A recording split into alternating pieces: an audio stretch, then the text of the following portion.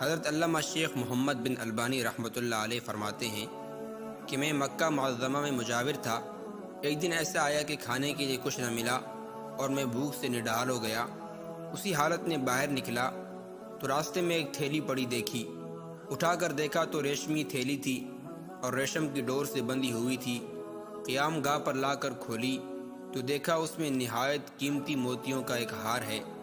میں بازار میں نکلا، دیکھا کہ ایک شخص رومال ہاتھ میں لیے پکار رہا ہے کہ میری تھیلی جس میں موتیوں کا ہار تھا گم ہو گئی ہے۔ جو صاحب اس کا پتہ دیں گے ان کو شکریہ کے طور پر 500 دینار انعام دوں گا۔ میں اس شخص کو لے کر اپنے گھر آیا اور تھیلی نکال کر اس کے حوالے کی۔ وہ شخص بڑا ممنون ہوا اور حسب وعدہ 500 دینار پیش کیے، لیکن میں نے لینے سے معذرت کی اور کہا کہ میں نے یہ کام رضا الہی کی خاطر کیا ہے، اجرت لے کر میں اپنا اجر ضائع نہیں کرنا چاہتا۔ تاہم اس شخص نے ان کے قبول کرنے پر بہت زور دیا، لیکن میں برابر انکار کرتا رہا، یہاں تک کہ وہ تنگ آ کر چلا گیا۔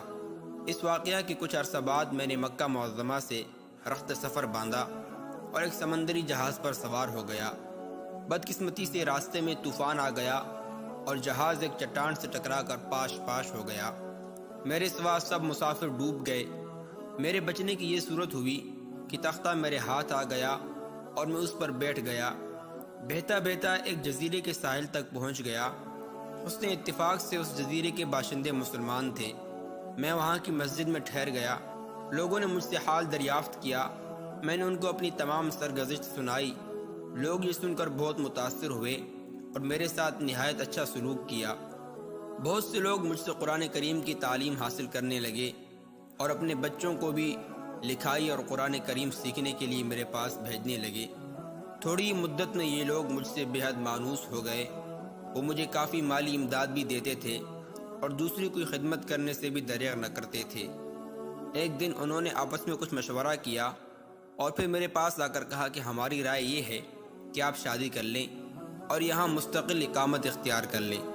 میں نے کہا جیسے آپ لوگوں کی خوشی۔ چنانچہ انہوں نے بتایا کہ ہمارے یہاں ایک مالدار یتیم لڑکی ہے، ہمارے خیال میں اس کے لیے آپ سے بہتر شوہر ملنا مشکل ہے۔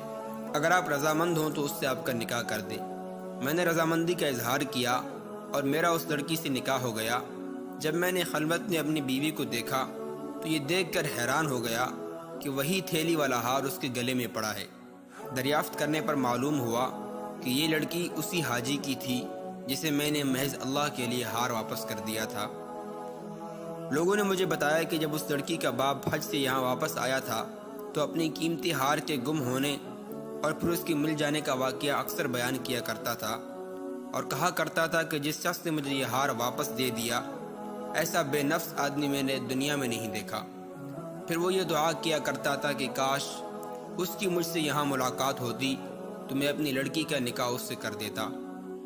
شیخ محمد بن البانی رحمۃ اللہ علیہ فرماتے ہیں کہ اللہ تعالیٰ نے اس مرحوم حاجی کی دعا کو شرف قبولیت بخشا اور اس لڑکی کا نکاح میرے ساتھ ہو گیا، اور اس بیوی سے اللہ تعالیٰ نے مجھے اولاد بھی عطا فرمائی، اور میری بیوی اپنے والد کی جائیداد کی تنہا وارث تھی۔ چند سال بعد وہ قضاء الہی سے فوت ہو گئی اور اس ہار اور دوسری جائیداد کے وارث میرے بچے ہوئے۔ خدا کی قدرت کے یہ بچے بھی کچھ عرصے کے بعد انتقال کر گئے اور اس ہار اور جائیداد کا مالک میں بنا۔ اس ہار کو میں نے 1,00,000 دینار میں فروخت کیا۔ پھر اللہ تعالیٰ نے اس رقم میں اتنی برکت دی کہ میرے پاس مال و دولت کا کوئی حساب نہ رہا۔ اللہ تبارک و تعالیٰ سے دعا ہے کہ اللہ تعالیٰ ہمیں ہمیشہ ایمانداری اور دیانتداری کے ساتھ زندگی گزارنے کی توفیق عطا فرمائے۔